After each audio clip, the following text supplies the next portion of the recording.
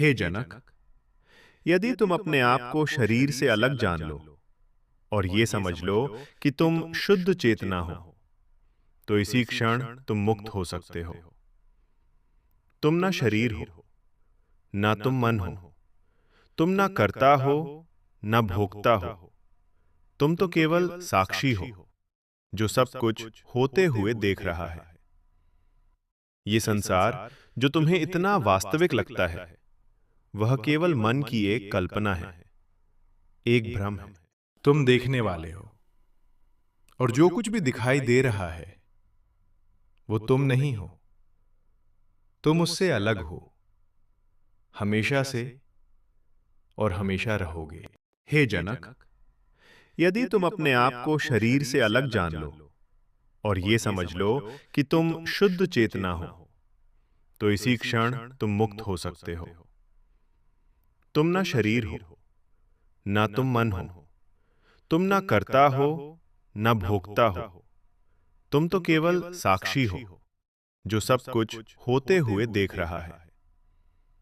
ये संसार जो तुम्हें इतना वास्तविक लगता है, वह केवल मन की एक कल्पना है, एक भ्रम है। जैसे अंधेरे में रस्सी भी सांप दिखाई देती है, लेकिन जैसे ही प्रकाश आता है, सत्य स्पष्ट हो जाता है। वैसे ही अज्ञान में ये संसार सच लगता है, और ज्ञान आते ही सारा भ्रम समाप्त हो जाता है।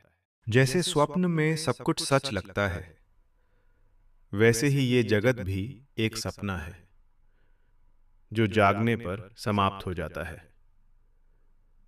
जब मन शांत होता है, तब संसार भी शांत दिखाई देता है, और जब मन अशांत होता है, तो सब कुछ अशांत लगता है। हे जनक, तुम ना कभी बंधे थे और ना कभी मुक्त होगे, क्योंकि तुम्हारा असली स्वरूप हमेशा से ही स्वतंत्र है। बंधन केवल एक भ्रम है, जो अज्ञान से उत्पन्न होता है। जैसे ही ज्ञान आता है, यह बंधन समाप्त हो जाता है। तुम्हें कुछ त्यागने की आवश्यकता नहीं है, न ही कुछ पाने की।